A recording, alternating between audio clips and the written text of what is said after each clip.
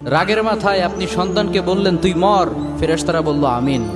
তোর ভবিষ্যৎ অন্ধকার, ফেরেশতারা বলল আমিন। রেগে মেগে আপনি আপনার মেয়েকে বললেন জীবনেও তোর কপালে স্বামীর ভাত জুটবে না, ফেরেশতারা আবারও বলল আমিন। আচ্ছা, আপনি না সেই ব্যক্তি যে তার নিজের জীবনের চাইতেও সন্তানকে বেশি ভালোবাসেন? আপনি না সেই ব্যক্তি যে তার সন্তানের জন্য হাসতে হাসতে নিজের জীবনটাও দিয়ে দিতে পারেন? আপনি না সেই ব্যক্তি যে আল্লাহর কাছে নিজের চাইতেও সন্তানের জন্য বেশি দোয়া করে? তাহলে কি করে নিজের হাতে নিজের সন্তানের এত বড় ক্ষতি করতে পারলেন? Doesn't make any sense. Common sense বলতে কিচ্ছু নাই আপনাদের? আপনারা কি জানেন না আপনাদের রাগের মাথায় বদদোয়া করাগুলো ফেরেশতারা আমিন বলে? দাওয়াতুল ওয়ালিদ আলা ওয়ালাদি, বাবা মা তার সন্তানের জন্য যেই দোয়া করে সেটা ভালো হোক কিংবা বদদোয়া হোক, আল্লাহ সেটাই কবুল করে নেয়।